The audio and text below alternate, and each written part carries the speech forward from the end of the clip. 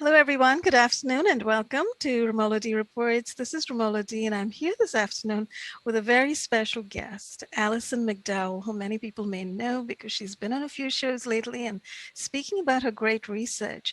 Alison is a researcher in Maine, it sounds like, in certain areas of really great importance currently that people are kind of missing the significance of because given the lack of real information in journalism today, it appears that it's very hard for people to connect the dots. What Alison has been looking into, I understand, is impact investing, and she's looking at surveillance capitalism, and she's looking at education. She's looking at current science and technology, military science and technology, and how all of this is connected to the financial world and financial technologies and investing, and how it appears that the financial world is connecting through the military and surveillance world with humans in the real world, but in very exploitative ways, it seems. So that's going to be the subject of our conversation today, and I'm very eager to find out more from Alison. Alison is a mother. She is an art history historian and gardener as well, but it seems to me she's also very much a scientific and technologically focused data analyst and researcher. So I'm very grateful for your right brain, left brain approach to everything, Alison, and welcome. Thank you very much. I'm glad to be here. And I'm based out of Philadelphia, and I ended up, I sort of fell into the rabbit hole around school closures here in the city. And so that's how I started in activism, being just from a parent volunteer to someone who started following money. And when you follow the money, you follow the power.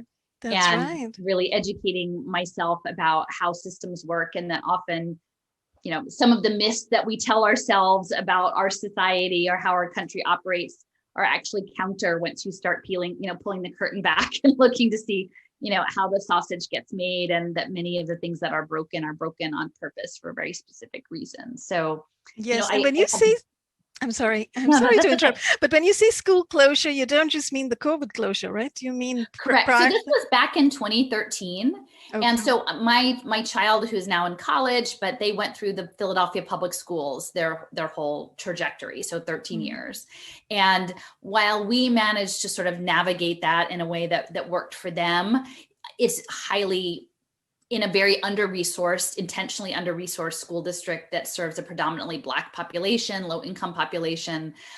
There were tremendous efforts coming from various angles to both privatize the school systems and then to redirect the resources being put into schools into things that were, in my opinion, like profit centers for corporate interests, especially through the insertion of technology systems that were framed as, liberating or closing the digital divide, but people were not understanding them really as surveillance devices, and that the work that was being done by children in creating these data systems on the technologies was essentially akin to child labor, like unpaid child labor, that would eventually feed into these human capital predictive analytics markets. And so that was sort of my entry point just as a mom. And once you start to follow the money, you see the players and you see how things are connected. And because my background was in both art history and cultural landscapes, and so I had I learned, I went to the University of Pennsylvania, like I learned a lot of the wrong things, a very incomplete picture of the history, which is filled out a lot in the past 10 years of my life. But I got the skills to actually look at primary source material and sort of synthesize information, and then potentially to hope to present it in ways that are understandable to other people, even though I don't always succeed in every bit of it because it's so enormous. Trying to explain what I imagine as sort of a giant machine, like we're all put into this giant machine that is almost like a planetary game, and then how we navigate within the constraints that are being imposed on us by technology systems. And then on the other side of things is I work in a public garden in an area that is a low-income part of the city that has a lot of environmental racism issues. We're across from the refinery that almost exploded a couple years ago. So it's this amazing contrast of a colonial landscape on Lenni Lenape land in this sort of toxic environmental context, and then knitting community together in this post-industrial era. So I have the connection to natural systems, understanding sort of a larger framework of dispossession and brokenness and the need to heal both people and land, and then understanding that within these larger policy systems that are both local to Philadelphia, but then a reflection of a much larger global program. So I was doing stuff around education and addiction and housing for maybe 3 or 4 years before COVID hit, rather unsuccessfully trying to alert people, because for the most part, there's such great need that people who are activists in spaces can really only focus on what is immediately in front of them, right? Like they may know there's some terrible thing awaiting them in the distance, but they simply don't have the capacity to look in the distance. And so I kept running around going, wait, this is, these are the, I sort of tap into signals intelligence. I'm like, I can give you a good prediction of where I think they want things to head, because part of what I had done early on was fight standardized testing. And they actually used that movement to advance educational technology, to say, well, one test isn't enough. We need lots of tests. We need real-time data. We need to hide the testing in embedded and gamified systems so that the kids won't even know, so they won't be stressed. And so much of the work I had done in that initial activist foray was leveraged against us to an end that we didn't want. And so I feel in my heart, my job is to try to go out and not to necessarily tell people the answer, because I do really feel that the people who have been victimized by these systems are the ones whose voices should lead in the solutions, but at least going around and being a conscience to the people who are knowingly or not implementing these technologies, to tell them what this machine actually is, where the road is actually going. And then to give them, to remove plausible deniability that no one told them, down the road. They could say, at least Alison McDowell came and told me that this is what it was going to happen. So, and it sounds like you're talking about various different fields, right? I mean, you're talking about education, elementary education, and literally education all through, right? Even high school education. They'll call it lifelong learning, because in this future of chasing gig economy work, and there's a term that very few people are talking about. And I keep asking in this moment, where are the people who are anti-globalization, the activists around, fighting these global economic systems and the neoliberalism, because the next phase that is being planned will totally upend our understanding of borders and immigration, and everything we knew about the world is changing with geofencing and e-government and digital citizens and global citizens. And so this globotics work that they're talking about, platforming, not simply offshoring work that as was done, sending factories overseas, and then offshoring, call center work or assistance work or tech work or coding work. Then it became teaching. We have teachers here in the US who are up in the middle of the night teaching kids in China through VIP Kid. All of this platform screen-based work, but soon it's pivoting into wearable technology and remote control robotics. And so soon, once they normalize this and they get the technology up to speed, which is something like Ericsson, advanced manufacturing, they will create these factories in some distant location that can be both, I'm sure they've got these equations for what is most secure, both from a climate standpoint or a social unrest standpoint, but there will be very few people in those factories. And then they'll just simply mete out the work through artificial intelligence based on your skill credentials, and whether you're in Bangladesh or you're in Poland or you're in Detroit, and you will all be competing to do remote work through a robot. And so that's this lifelong learning, is that as they automate this work through this fourth industrial revolution that they're planning, automation is a key part of it, the Internet of Things, synthetic biology, is that they literally want us to do this work and train our replacements, which are eventually going to just be the robots. Once they have generalized artificial intelligence, they won't even need the remote control part. And this is something that the Japanese government has already advanced in a report called the Moonshot Project, It's the Japan Science and Technology Agency. And they're very advanced in social robotics. And SoftBank is running the Saudi sovereign wealth fund money that's moving into AI and robotics. And NTT, Nippon Telegraph and Telephone, is doing digital twins. Like, so Japan is very advanced in this. And so they're imagining a world where they say by 2050, we will not be limited by physical bodies in minds in time and space, which is unbelievable that they're actually thinking about that. But there are many pilots of doing remote robotic labor. And so how do we have global solidarity, right? Because I don't think that we should, there are enough resources, if fairly distributed, that people throughout the earth could reestablish right relationship in their communities to their lands, to live in a way that starts to try to heal the damage that's been done. You know, I do believe that, but this globotics program is certainly not going to get us there. It's going to pit everyone against each other, and it won't even be a matter of physical borders anymore. It'll all run on blockchain and AI. And so that's a horrible future. But on the flip side, it means that it's not any country against any other country. It's the masses of the world against the tiny fragment of several hundred billionaire class.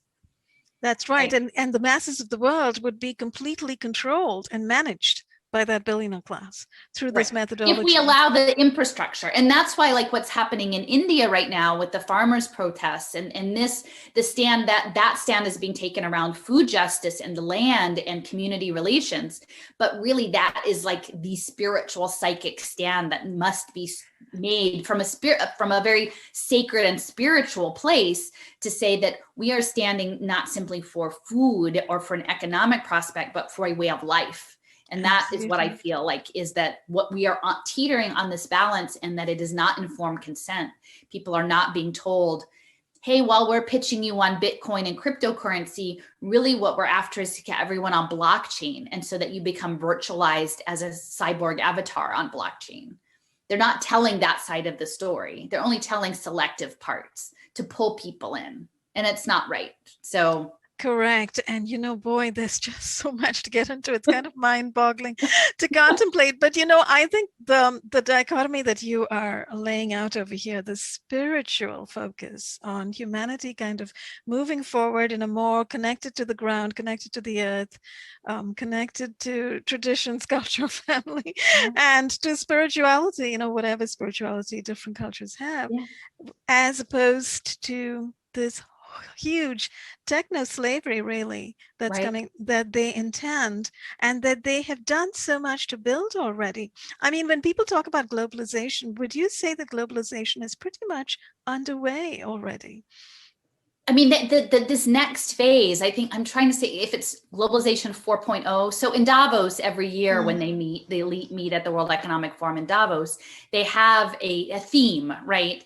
And there was the stakeholder capitalism theme, and then, the Great Reset. But before stakeholder capitalism, which I think was maybe stakeholder capitalism was 2020 and in the Great Reset is 2021. I think 2019 was globalization 4.0. And this person, I believe his name is Richard Baldwin, is but this idea, they call it globotics. And the United Nations is advancing this. And this is what is so challenging for people to grasp, because you almost have to be willing to be strong enough in your internal values and your confidence that you know what is right in your heart, even if the language that is being used in the world is counter to that, right?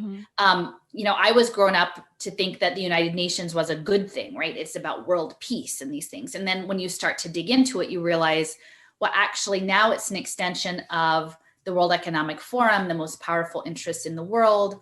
And essentially what the goal of the billionaire class is to remake the world as a digital simulation, really. To virtualize, to steal life. It is an anti-life program. It's moving from carbon-based life to silicon-based life, to a digital twin of the world that they can control, that is disconnected from spirit and nature and the cosmic energetic systems. Like, they want to pull it into their realm that they can manage then, and then make money doing so. Like, not simply the control, but they're making money and they're doing the control system.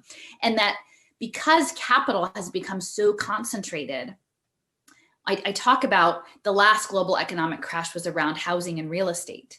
And that happened because the wealth was concentrated, that they had to create synthetic financial products to gamble on, to keep the money flowing, because simply people had too much debt to keep the consumer. And then the planet is limited, right? We have finite resources on the planet to escalate physical consumer culture. So that was the last crash. Well, the same people are involved in stakeholder capitalism. The wealth over 10 years has only become more concentrated. And so this next version has to include the only resource, innovative financial debt product that is bigger than real estate is people, is bodies, is human capital. So this game of stakeholder capitalism is to repackage the masses of the world as debt commodities. Oh my God. It's a deficit model of humanity, that unborn children are a deficit on society. And that this is how these crazy people are planning to play their game, to say that they can fix these unborn children who are deficient in some way because of their genomics or because of their parents' economic standing or because of where they live, that they are going to come out as a burden. And by ameliorating the degree of burden and burdenness that these children are, Goldman Sachs or the Vatican or SoftBank will justify taking some money, but actually gambling on their life outcomes futures. It's futures trading in people, not just orange juice or, pork bellies or orange juice. It's actually toddlers and incarcerated people who are returning and people who are in addiction and people with chronic illness. They're all going to be gambled on as human capital and set on a pathway. And this is where the gaming part fits in, is that it's almost as if you become a character who is assigned a quest of self-improvement to accommodate your beingness to some expectation of the global elite class of what it means to be the optimal you, right? And you will check off these boxes, as you go along. And within the surveillance panopticon, they will know whether you checked the box or you didn't, whether you got that token in your learning locker, whether you got that Sesame credit score, and then your relation to reality, the physical reality, which is now being called the spatial web, because it's being layered with augmented information, that your relationship to the physical world will start to be mediated with micro contracts on blockchain. Like, can you open that door? Can you go up the elevator? Will your money work? Can you get on the bus? All of these little, can you leave your house, right? Will be these mini micro contracts that either are permissioned or not, depending on the status of what you have in your blockchain identity. Now, how would they enforce? Crazy game. How would they enforce something like that? This sounds absolutely mind-blowing, to tell the truth, because it's not just vaccine passports, which now people have become very familiar with, this concept of the immunity passport. That's the key to unlock. Because the thing about these financial markets and the betting part of it, that the hedge funds are behind this. And that's what I found when I was following money in education. When I kept following the money back, it went to like hedge funds and insurance companies, because it's risk analytics. Our life as energetic beings, of water and energy and some chemicals and consciousness, are emitting signals into the world, and which they want to capture and feed into two ways. One is the military signals so that they can control societies, and the other is the financial markets. And so both us as individuals and us as social beings in networks, they're feeding all of the signals intelligence, and that's why everything has to be mediated. You can't just live. You can't have a toddler that just go to preschool on a rug and play with blocks. They have to be smart blocks, and they have to have sensors in their shoes, and they have to have a brainwave headband, because it's all about maximizing the data aggregation. And so it's all unfolding now, is what I'm trying to say. And it is possible that they cannot pull it all off. It is possible that there's not enough energy or rare minerals, or people will not go along, or the blockchain won't work the way they think it's going to work. I'm here to say this is what they talk about. And given the level of compliance, at least in the United States, to a program, I think, of a very directed military program of learned helplessness, that is a very specific kind of psychological operation, which I believe is coming out of Martin Seligman here in Philadelphia, who works with the military on those projects, is these random changing of rules, the random changing of the game. It doesn't make sense. Don't try to think about it, not just comply. You know, you're never going to get out of this. You just have to, you know, we're caught in this. And so how will it roll out? How much of it will be self-policing, right? The panopticon, that you just feel that you're under supervision. We know that they're doing satellite, like very intensive satellite surveillance. They have something called macro eyes out of Israel. The Harvard Business Review early on in the pandemic was saying, we are going to track African children by satellite through this macro eyes to predict vaccine uptake and compliance. And and Seth, I can't remember his name from Gavi. He was part of this op-ed in the Harvard Business Review. So this is an elite institution saying, like, we are going to plan to use our military technology to track Black and brown kids to enforce this program, which in and of itself, I believe, is leading towards cybernetics and transhumanism. But they've got satellites that you wouldn't even know are up there. They've got planes, they've got drones, they have robot dogs. They're developing smart shirts. You know, Sweden and Stanford are working together on smart textiles, and they're saying, oh, we'll put them on the Amazon warehouse workers so we'll know if you cough. Like, that is a panopticon that is literally physically on your body. They've been prototyping with long haul trucking that they have to wear vests that monitor their heart rate and smart helmets to, like, these bodily e-carceration tracking devices, the wearable and implantable ultimately technologies are in this policing system. And then once they pull back people's economic independence, and for me, I equate this not only to enslavement, which is the history of this country, but also the indigenous genocide and land theft. So in many ways, it's the reservation system, it's the residential school system that the Agenda 21 is feeding into. It is like, we will remove you off of your lands. We will erase your culture. We will put you where we want you. We will enforce rules that may not be your rules. We will take your children, and we will promise annuities that then we will not deliver. And then when you fight back, we will hang you. You know what I mean? And so this is a very, and that's my challenge in this space, is that many people are resisting from a point of saying it's broken. And my sense is actually, this is a through line from the origins of colonization, and not pointing fingers in a way to say you should not act, but is like, we are all in this machine as a result of things that happened way before we were born, but we actually have to know what it is that we're in to correctly strategize to assert our will against it. Because if it is a spiritual engagement, if we engage on that if we come up against this powerful force, but we're doing it from a place of still not reckoning, like having that reckoning with what it is we're in, I think we will not actually have the outcome we want. And so that's, for me, when I think this is something of the heart, and this is this moment of, like, incredible power. I do believe, and this was never anything I thought about before, but, like, since the pandemic, that there are energetic systems, that there are realms, there are things beyond our understanding, our limited physical perceptions. But we do have the power individually and collectively to, through our envisioning of the world or our will, to assert things in ways that we may not be fully aware of.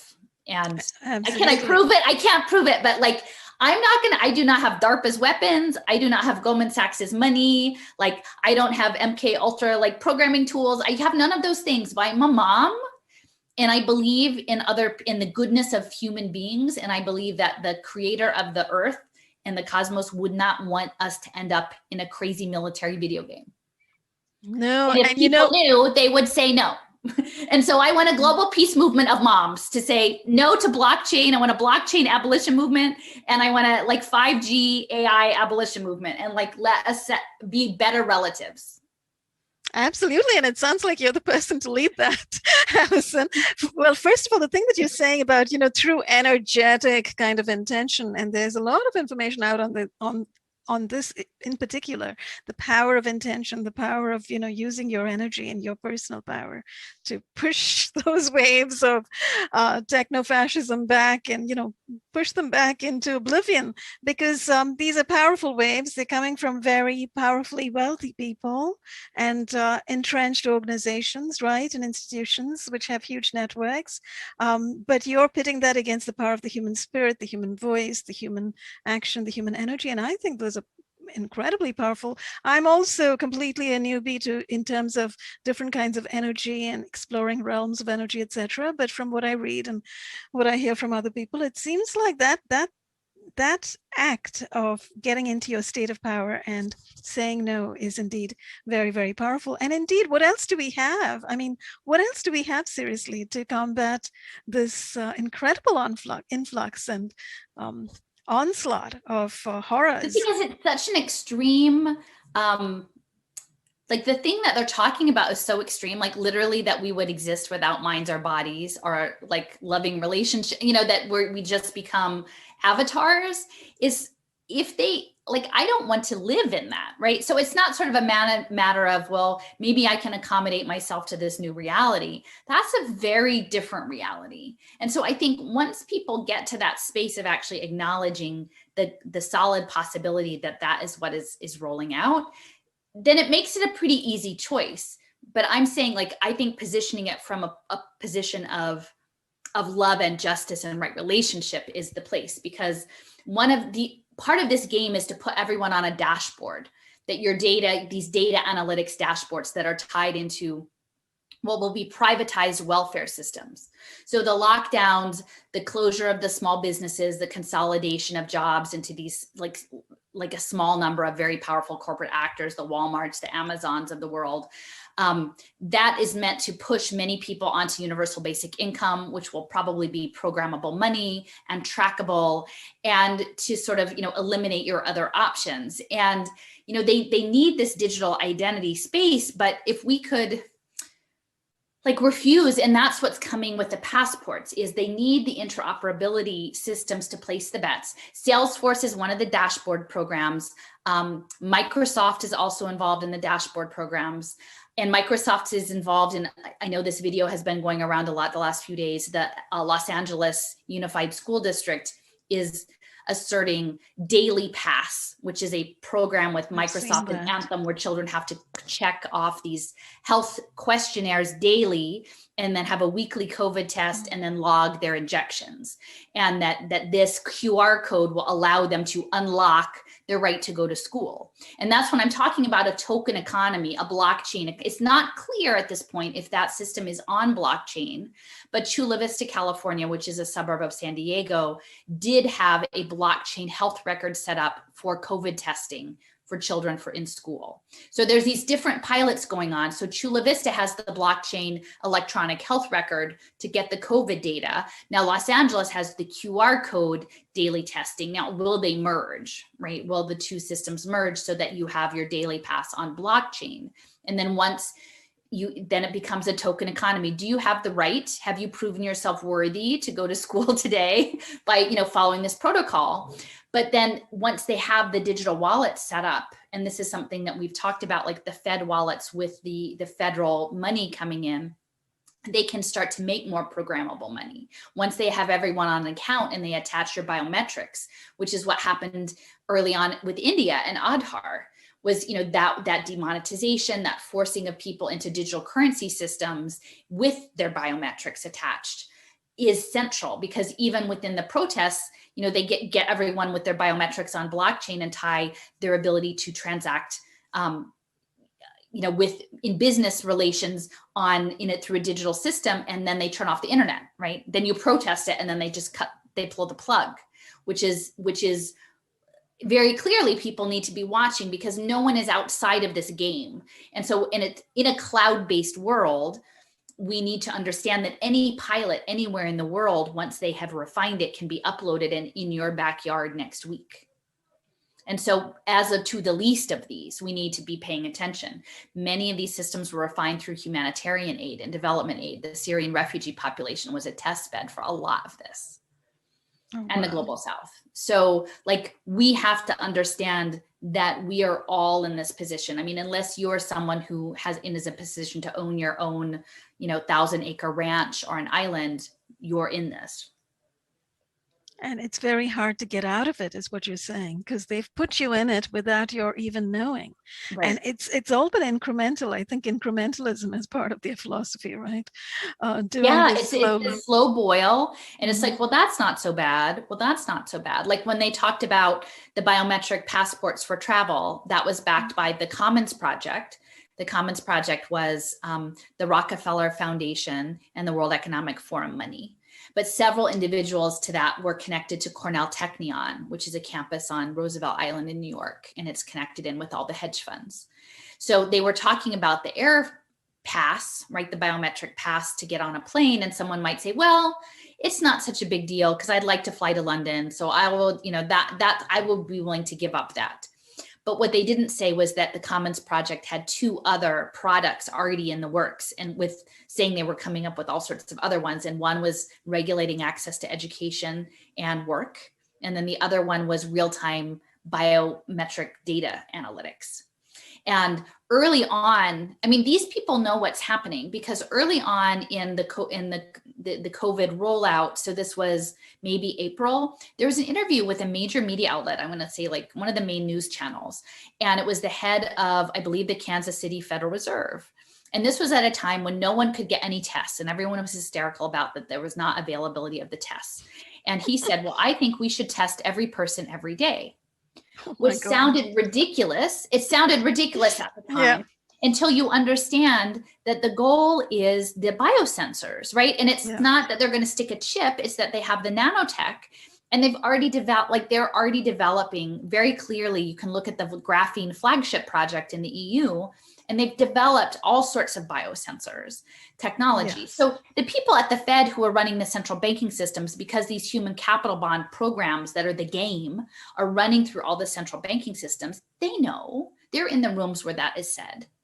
And when I was doing my ed tech research in 2016, there was an academic, his name is Robert McChesney. I think he's in media and communications. And he had written a book, and he was talking about how one of his graduate students, like they got into Davos, like they got to be in the room with the people who knew all of the things, right? There's a different reality. If you get to go in Davos, your reality is different than everybody who doesn't get to go there. Absolutely. And he said, my graduate student was in a room with the head of one of the largest German manufacturing companies. And he's saying this in 2016. So this probably happened several years before. And someone in the Q&A with this head of this manufacturing company said, should we really be that concerned about AI and automation? And the guy said, well, actually, we could automate all of our factories tomorrow around the world, but the German middle class would burn. And we don't really know how to do it yet. So now we're 5 years down the line. Mm-hmm. This is a global system. These advanced manufacturers, I'm sure they're plotting out their factory locations in, inner Canada somewhere, these places that they think that they can secure, and they're rolling it out. But it's the paired piece, I think, of having the technology, having the blockchain, having the 5G and the tracking and the sophisticated satellite systems. But then also they needed to groom, and this is what we had talked about before we started recording, the media. Mm-hmm. They needed a corporate capture of the progressive mind. They've certainly done that. They needed the corporate capture because the people who would resist, they needed to make it possible to sell stakeholder capitalism, to sell fascism as a virtue, like to create a system where, and as I said before, we are all very broken. There is a lot of healing to do for all of us, and particularly people who have been harmed through enslavement and genocide and those systems. But even those of us who aren't are pretty broken, and everyone is trying, like most people, I believe in my heart, are trying to be better. And so what the media delivered, the corporate media delivered, was like, here is a way to perform that you can be better, that you can have dispensation for the sins of being born who you were being born, right? And then people were like, yes, because most people want to be good. Like most people want to do the right thing. And so they just embraced that to an extent, not realizing that there was a poison pill embedded in it, like not realizing that a few years down the line that your owning of this identity would allow you to be weaponized against the truth of what we needed, the work that needed to be done. And it's been really hard because I come at this from a progressive left standpoint, and most of the people who, and I don't feel like my position has changed. I just went out to Utah because the social welfare services and the privatization is being done through the faith communities. Like, it's being done through these faith communities. And that is it's not just going to be techno-fascism, it's going to be theological techno-fascism. And so within these communities, there will be people who will dominate and people who would liberate in any faith. And so I'm trying to get out in front to the people who would liberate and say, listen, we're going to be put in this game. And part of the game is going to be putting Black and brown kids in Head Start on surveillance play tables to let this game play, to let Goldman Sachs make the bets on these kids. And they're going to say, you should put your church endowment in these universal pre-K programs, because that's a good thing. That will make you a good person to do that, to do this ESG investing. And what I'm here to say is it's not enough to check a box that something is stamped ESG. You have to say, are there surveillance play tables? Let's interrogate this model. Is this actually redistributing the wealth in a way that helps people have their own agency, right, in the system? And so I feel like I went out to Utah because their major, that's where the first social impact bond for pre-K was. And I'm like, listen, to a lot of moms in the Church of Jesus Christ of Latter-day Saints. And I'm like, and they're very deeply in the church invested in biotech and tech. And the University of Utah is centered in that. And they're a 5G test bed.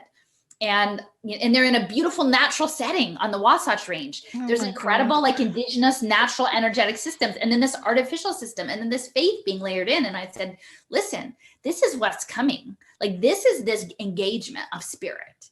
And, I don't belong to any one formal religion, but I think it's important. So we need to find the people who actually stand up, not for a performative version of check a box to be the right person, but actually stand up for the creator and for life. Because if we don't stand up for life, this nanotech that's coming, we may be the last generation of non-modified natural life if we don't say something now. That is their intention. And, they've been working very hard at it. We've been aerosoled and, with the nanotech and from what I hear, the nanotech may also be in the water and food. So that's something to research. But do you know anything? Yeah, the University of Pennsylvania has a nanotech center. I know a lot of these things because it's happening in my community, and then I see it on the macro level. So I have a macro, and then I have the local version. And the University of Pennsylvania Engineering Lab just got a $25 million grant from the NSF to do precision agriculture. And it's all nanotech. And, and they were part of a national conference. They have a big annual national conference, and they were talking about water purification with nanotech. And I keep thinking, that's right. Why do we want it loose in the water cycle? What they're saying about nanotech is that it's so exciting for the scientists because all of our current understanding of physics, the laws of physics, don't apply at the nanoscale. And you're just going to put that out in the world, and you don't really even know what the consequences are. It's quite incredible. And it's a huge industry at this point, the entire nanotech industry. It seems to be in everything.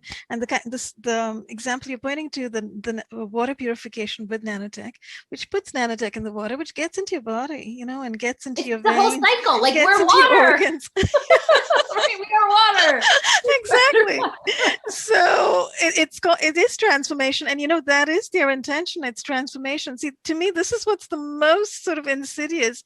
The sort of transhumanist agenda has got such infinitely technological, detailed claws and tentacles that it reaches out through all of these very many different means to complete techno takeover. And this notion of saying no, the thought that struck me when you were speaking, actually, Alison, is this notion of self-policing. Given we are living in uber surveillance currently, the surveillance panopticon, people do know it. And over the past year, people have succumbed and acquiesced even more to this kind of hold of the authoritarian authority, the local government authority, the health authority, whatever, over their lives, because they've said yes, they've succumbed, they've acquiesced, they've given consent. Now everybody is in a state of actually having been enslaved without them knowing it. I mean, I can tell you, and we've spoken outside this on email about the whole notion of targeting. Many people are being targeted with non-lethal weapons, with invisible stealth weaponry. And this is part of what the military has been concocting for decades and is now rolled out through the Department of Justice. And it's in local law enforcement. It's in the Department of Justice. It's in, it's in the prison systems. They're using it, and it's connected with the bio-nanosensor surveillance that they are heading toward, and that they've already tested, I think, in many populations. But see, that's why I feel like the other energetic piece is that if we could figure out, like, they're actually, Alana Freeland had a lovely talk with CRG, and like at the end, because they were talking about nanorobotics, and she was talking about like somehow interfacing, like making friends with your nanorobot, like trying to like actually exert your will internally, even after the fact on it. And I think that's interesting, because if what we're talking about is transmuting energy or projecting energy, it could also be internal versus external. So like, I don't want to be a nihilist and think like, oh, we're all probably whatever, like just give up, because I'm not willing to do that piece. So I think it's like, how do we tactically refuse in symbolic ways, and then sort of try to, I don't know, like have a force of will, that's creative. And, that sounds like from the world of energy. And indeed, that sounds like a possibility that you have power even over whatever foreign objects or artifacts enter your bloodstream and your body. You still have that power with the power of will and intention, etc. That's a fabulous idea. But, I was thinking more practically speaking, I suppose people are afraid. People are afraid of speaking out. People are afraid of saying no. People have come to believe, it seems like there's this kind of massive chain of consent that's been set in place currently. People think they have to say yes to any encroachment of authority, quote unquote authority, on their lives. I mean, look at the whole mask wearing thing. Why are people wearing these masks and going about everywhere? It's not because they believe in it. It's because they've been told that they've got to do it. So I think, like, for people to realize, for people who haven't been, I mean, I guess part of what I don't understand is that people who are coming from communities that have long not been taken care of by the state, who have been abused by the government, why they would go, largely, because I was expecting more resistance from those quarters. And I think when we talk about targeting, I do wonder about the ways in which this rolled out in the early phases, in which communities had the higher, negative impacts and death rates, right? The Black community and the Navajo Nation. If there were ways of trying to suppress resistance to what was coming in. Entirely possible. But that seemed very intentional. For those of us who haven't really been harmed by the government, who've been like comfortably living our lives and like playing the game, like getting the 4-year college degree or going to graduate, or doing the stuff and feeling like we were entitled, like I can see why you wouldn't want to stop and go, wait a minute. Like everything because this is fully bipartisan. That's right. Yeah. That's the piece where I'm coming is like, I've been in rooms where they're rolling out these policies. I was at the Dirksen Senate building where they were talking about seeding these pay for success finance contracts and getting it all rolling. And Jim Sorensen from Salt Lake City was giving the keynote, and all the Republican senators, and many of them tied to the insurance companies, were keynoting. But then the panelists were all Obama policy wonks. And this was a room of like 200 nonprofits that were just poised and consultants to make these equations to put everyone in the game. They didn't understand it that way, but they won their, and so I saw firsthand that there was no way to reform. You are not going to vote in someone to stop this. And it is Davos, it is a global agenda. And even there was an article about Alexandria Ocasio-Cortez talking about the robot dogs that were put in New York as this pilot. But her response was, well, look, we should have better tech. We should be putting our money into technology for education and healthcare and housing, which is all of the things that will run these pay for success deals. So I'm like, she is misrepresenting the nature of surveillance. She's like, well, would you want your surveillance in the form of a robot police dog, or do you want it in the form of an iPad spying on you in your house in a smart shirt? Right? Like, what kind of surveillance do you want, as opposed to framing it as this is a military program we're being put into, and we should refuse it at all levels. But it's bipartisan. And so for me, I can't remember where, but I'm just realizing that we each have to take responsibility. And then if we don't want it, we can, like, we each give each other courage to model not doing it. Which doesn't I think that's absolutely correct. And mean, like, I wander around with sage and little felt dolls and like do live streams and say, Wharton Business School, we do not consent. I'm leaving you a letter saying, here in my Valentine heart-shaped box and my mousetrap game, saying we're not going to be part of your mousetrap game. I'm refusing. And it's not violent and it's not aggressive, but we're just saying, you don't have my consent to do this.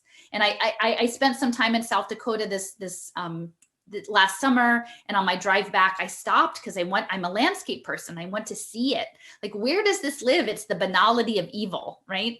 And I went to Berkshire Hathaway and the Lumina Foundation, and Eli Lilly, and Strive Together and KnowledgeWorks in Cincinnati, and like with my sage, and I'm not even very good at it because I'm terrible with the lighter and it's raining, and I'm trying to just say, like, we're not going. And even sometimes, you know, I have a friend who says, you can't change people, but if you come from a place of intention, there are like intercessors that will take it out, like where the message needs to go. It will. What a lovely idea. Like, you can't, the person, like my husband, like I love him and he supports me, but he's not with me. And I can't make him be with me until the time comes that he can, but I can act in the world. And, you know, I had people over for soup on Sunday. We had 20 people. Wow. I've never met someone flew in from Florida to come have soup at my house. Oh my gosh. I didn't know any of them before. I mean, other than I had a couple friends that I had met once or twice, but like a friend and a few other, but most people I'd never met, but they felt like they knew me. And because I took small steps, they felt empowered to do their thing. And that's fabulous. Like the beauty of this like sacred geometry. I was going to say, perhaps what you can do is precisely what you were saying. You know, you just model it and others will follow, and it's going to be small at first, because it seems to me when I look at something like this, it's so large, the amount of acquiescence that I have seen to the situation and to this, even though right now with the COVID scenario, there are people speaking out, there are people protesting, but I'm thinking in terms of the larger targeting scenario, because, you know, our neighborhoods have been taken over through the targeting scenario, through the FBI coming in and, you know, co-opting people and saying, we need you to keep an eye on this person. You know, we've got them under investigation, for years and years and years, for 15, 20 years. And, you know, we think they're going to be violent extremists, domestic terrorists, whatever. And getting that kind of co-opting and compliance from people in the neighborhood. And when we talk about neighborhoods, Alison, we're talking about every kind of neighborhood, not just, you know, the brown and black neighborhoods, the ones that are lower income. We're talking about the white neighborhoods, the middle class neighborhoods, the affluent neighborhoods, the progressive and liberal neighborhoods, you know, the NPR. I feel a lot here. I mean, I live not far from the Ben Franklin Parkway, the art museum area here in Philadelphia, and we're a hotbed of 5G. I have small cells on either end of our block. The amount of 5G on it's everywhere. Parkway. There's like every different kind of device you can even imagine. And it's interesting because I do believe there's a very interesting guy who does a lot of research here. He does like geomancy work, but his name is Roz Ben. And he talks about like the ley lines and this direct line from the art museum, which is one of the mounds, the indigenous mounds, down to the city hall, which is the Babylonian temple to Urbana. And Ben Franklin opened the gates of hell in Philadelphia. Watch out. Like, and now we have the human CRISPR trials, like here, at Penn. Oh my God. Oh, in Penn. MK Ultra. Franklin's University, right? And so we have ENIAC, the first computer, and we have the CRISPR trials, and we have Wharton that's doing the impact investing. And I mean, it's not just Penn. I mean, there's Stanford and Harvard. There's, you know, Georgetown. There's a lot. But there is quite an interesting thing going on in Philadelphia. And the Pope came here and did this big ceremony. Really? And when you talk about the takeover of neighborhoods, even in ours, like we had the National Guard, like there were like 2 miles of the city was cordoned off and made into these military zones. And so we're being conditioned. And I think, you know, when people that's the right word, conditioning, right? Like we are empire. Most people are not used to thinking of us as living in empire, but we are. Yeah. And conditioning is exactly right. You know, incrementalism and conditioning. This is how they've been able to achieve it. And they've brought people to this point where actually most people don't know everything you're talking about. And I think, Alison, the most fascinating, the most horrifying thing that you're talking about, the finance aspect of it, the fact that everything is being converted into money for somebody, not for you, but for somebody else. Well, so like I said, so one of the things we have a huge issues with housing here in Philadelphia. Our housing authority has been corrupt forever. We have a 10-year waiting list for subsidized housing. Now we have a city where we're a city of row houses, historically. So these houses are next to each other. Most of them are 2 stories. They're modest homes. Like if you were going to talk about sustainability and Agenda 21, like you would just fix up these houses because they're in good shape and they actually aren't giant McMansions. They're what you would like, we should just fix these vacant and abandoned homes. But the housing authority won't do it. And they're flipping, houses that they've owned and let them fall down and then flip them to developers. And meanwhile, people are not having housing. We have a terrible issues with unhoused, people not having access to stable housing. And that's going to be part of Blackstone. Blackstone is the largest, after the last housing global economic crash, they scooped up a ton of the housing that was foreclosed on. And in fact, I heard in Florida, they stopped letting them have any more housing. And even the UN wrote a letter to Blackstone, to Stephen Schwartzman saying, oh, by the way, you're being really a bad landlord with all of these bad policies you're using against people, and you should stop it. But by the way, maybe you can redeem yourself by doing some affordable housing, wink, wink, right? So now once we're talking about housing vouchers, with your digital identity and your compliance, is that I foresee that part of the game will be to reskill people. Like a lot of people will have to code the digital jail and do the big pharma to do the cyborg programs and to do energy to fuel it. But there will be some people who will do housing rehab and these tiny houses. And then the housing become data pods, right? With your retinal scan doorbell, with your Alexa, with your smart TV, with your Nest thermostat, with it's all smart, but it's actually pulling data, your energetic being out of you as you're living in the house. And so the housing becomes weaponized against people as well. And it's, so all of these layers of social welfare, even things that people who feel comfortable, people feel like they have a pretty comfortable middle class life. I think if they continue these lockdown disruptive programs for another 3 to 5 years and essentially crash all of, as my friend talks about, these legacy systems, the goal is to erase the legacy system and implement a very centralized control mechanism that's run by the Walmarts and Amazons and Googles of the world. But we haven't gotten there yet. That's what I'm saying. And it's been a year. That's what at this point, I keep saying, guys, it's been a year. All the things that they told us were, they didn't turn out the way it was framed. We need to revisit what actually happened. And then we need to revisit the harm that is being done to people's human relations. Because we had a baby that came to our event on Sunday with soup. This baby was born into a world where out in public, they're not even connecting with people face to face. And it was a beautiful baby, seemed well adjusted, but still, how long does that go on? And I remember thinking the first few months. It's very wrong what's going on. Imagine shutting down the children's playgrounds. Imagine having children wear masks in preschool. It's crazy. It's outrageous. It's outrageous. And people need to say no, and people need to make it stop. It's collective trauma. But I'm glad to see many people are indeed speaking out. People are, filing lawsuits, and people are creating notices. I've been, also handing out notices and getting a lot of flack locally. But hey, you've got to assert your will and your power in yourself at some point somewhere, because this cannot go on. The situation. Well, people who are focused on the masks and these to actually understand the finance part, the military finance part. Because that to me is the piece that people with larger platforms than mine, they need to, because it's not simply a biometric passport that is offensive. It is that the passport will link to the futures markets and human capital.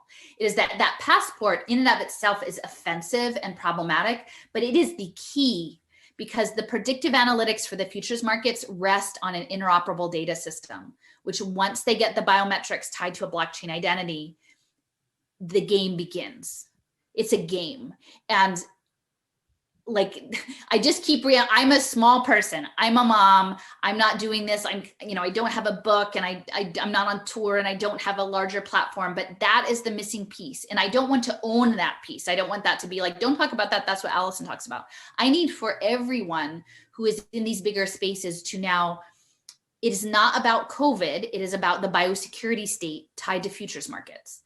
and the Sustainable Development Goals. That is what we need to be pivoting towards, because they want us to grind all of our efforts into like, let's do some more about the masks. I'm like, we've already decided whoever's wearing a mask or not wearing, like, it is what it is. Let's put our effort into addressing what the real game that's coming, because we need to, the blockchain identity abolition movement, that is what needs to happen. And I believe it needs to happen from preferably a space of life.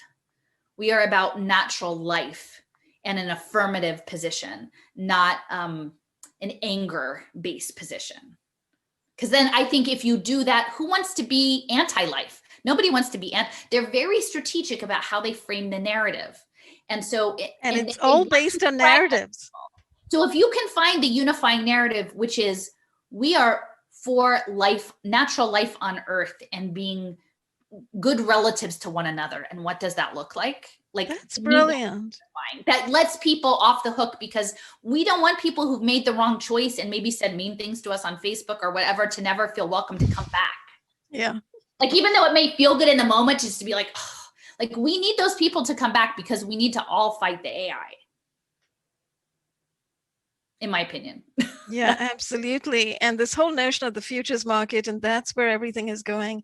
That's what people don't know as yet. And people, they just need to be informed, I think. People just don't know. The Harlem Children's Zone was the model program for that. Sorry? And they had the Harlem Children's Zone. Harlem Children's Zone. Quite a lot of coverage. It was Oprah. It was on all, it's been started 30 years back.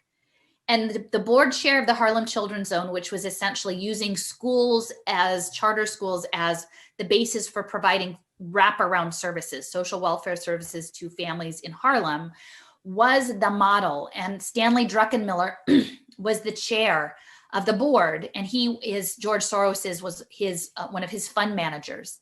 And together they shorted the British pound. In like the 90s, they shorted the British pound for like $1 billion in one day. So these are the operators. This is the scale at which they operate, and the longevity to have a very long plan. This didn't just happen. This has been in the works. And a lot of the money to set up essentially a book of equations that would run the game to say, if you give a poor child glasses, this is the economic return. If you cure a kid's parents' diabetes, this is the economic return. If you give them housing, this is the economic. They have a book, and this book was funded by the Robin Hood Foundation, which is Paul Tudor Jones. And Paul Tudor Jones is one of the Connecticut hedge fund traders with Ray Dalio. And these are the hedge fund gambling. It's not simply venture capital investing in companies, it's the gamblers. And Paul Tudor Jones, he dresses up like Robin Hood for his gala at the Javits Center. And all of the hedge fund, the most elite hedge fund people want to come to his gala. And he funded the book. That's his book, and he got his start. He's from Tennessee in cotton futures. So there is this through line. There is a very clear through line, and from that it slavery to the present. That families in Harlem should not have access to housing and good schools and all of those things, definitely. But they should not be turned into a digital commodity by a guy in green tights. You know, they just shouldn't. No, it seems this global financial system that's running this gamification of human scenario needs to have its string pulled and simply sort of deflated and dropped into the ocean. Well, we have like a world that's run on debt. That is sort of the problem. It's like we have a global economy that is run on debt and militarization and like toxic poisoning. It feels like that's, yeah. And even when I went to Utah, I went and I said, listen, your state has 1,000 life sciences companies here. That's a lot. That, life sciences companies everywhere, that's the new trend. They're everywhere, around the world. Stop and think, how are they going to make money? How are they going to grow? They can only grow if you have more sick people. It's based on disease. It's the entire thing. Or if you can make well people use your products, which is like what we're having with the gene therapies, which are coming with these RNA injections. Right.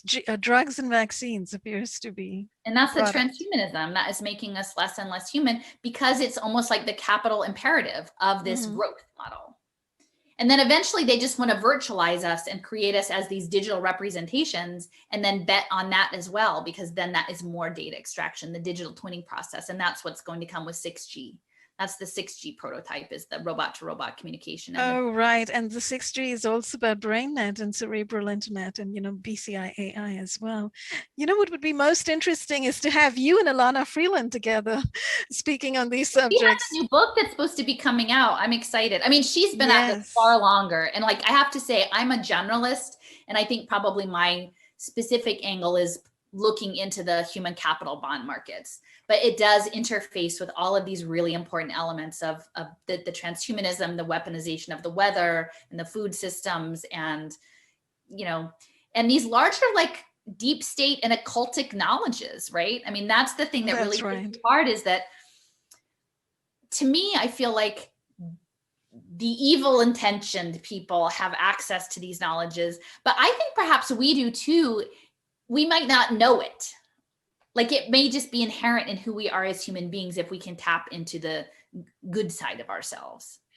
Or we can, get away from the complete assault on our bodies through the, the fluoride in the water, the nanotech in the air. I know, but see, with the geoengineering, that's the thing I wonder, where can you go if it's in the water cycle? To me, I feel like we're standing up not just for people and the unborn at this point, because I'm really clear about, if we don't stand up now, their natural life may just not happen, going forward.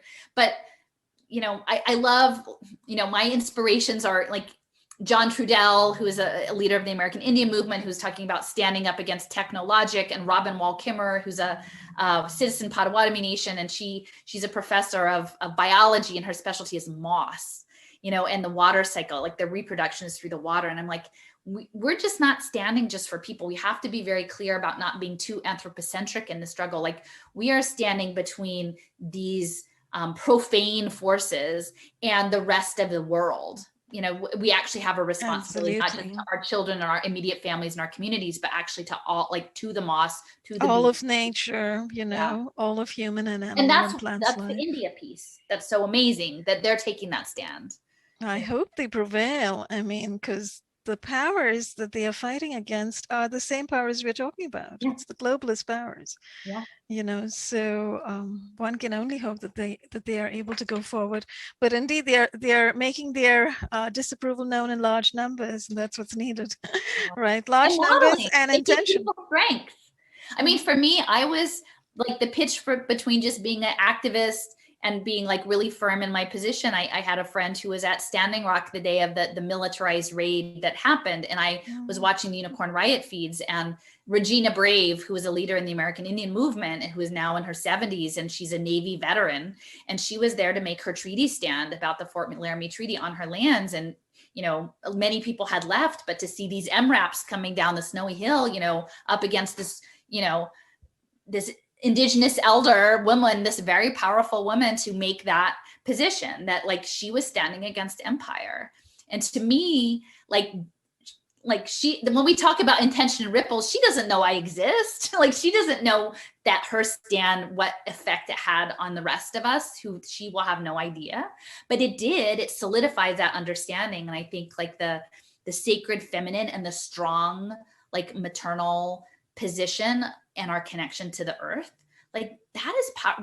We can do these things. And you've been connected to so many people, watching your other panelist interviews with, very powerful, strong women, speaking out. Yeah. Oh, I'm so grateful that all of these women are speaking out. We had this one panel, News Panel 17, I think, where everyone sounded so powerful. It was fabulous. And, I think that is power, and that is the power that we do have. One can only hope that, change will occur in that space, and through those means, through speaking out and through standing in your power.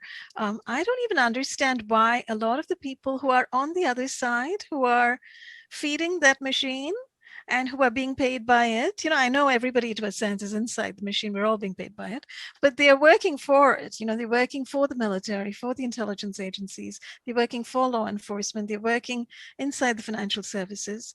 They are keeping the machine going at a much faster pace. Do they not realize what's coming down the pike for themselves and their own children? Do they not see it? I don't know. I mean, that's what I did a long presentation for Shai Danon in Tel Aviv about Israel, because there are very tight connections between US and the United Kingdom and Israel and biotech and surveillance technologies. And these companies, like, who do they belong to, right? At this point, like, who claims IBM at this point? Like, they're everywhere, right? And Oracle and these things. They have this footprint globally. And, I said, they're next to, the Silicon Valley in tech development. And I said, for 20 years, you built an economy on this technology, right? And then so now you've sort of maxed out. Now you have to pivot into, they're doing the impact economy. So they've gone from tech to the impact, and they're framing it as tikkun olam, they heal the world with their technology. They're going to heal the world. And, I had to say, listen, you feel like this is in line with your faith practice. You feel like that this is in line with your economic modeling, but you're building a machine that will consume your grandkids. Correct. Right? Like, absolutely. There's no carve out unless you have a ranch, unless you have an island. You're creating something where your grandkids are going to be put on blockchain and be bet on for their good behavior by people in China and people in New York City and people at the Vatican. Like, you can't control that. You're going to be part of somebody's investment portfolio. And you won't ever know, as we've seen this year, arbitrarily what good behavior is, right? And it can change on a dime. It's just like Orwell, right? Like, they'll just change up the rules on a daily basis to keep people confused. And think of the hubris of that. Somebody else daring to say what's good behavior and putting you on the treadmill. You're the lab rat, you're the hamster in the wheel now. Right. And how dare they? I mean, how dare they? It's just so shocking.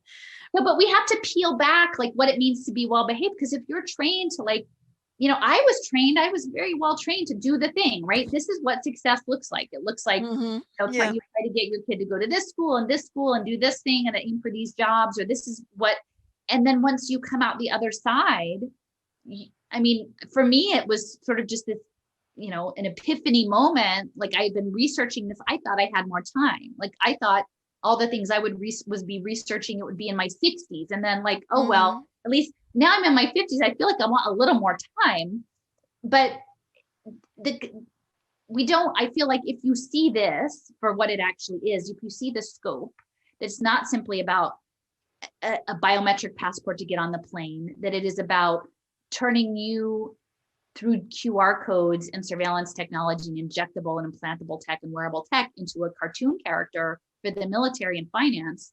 You can't do anything but speak and refuse. I mean, and that's, to me, is that there is power in refusal. And because I don't think the forces of the universe, they have to rebalance at some point. And I don't feel like that it's supposed to end like this. I really don't.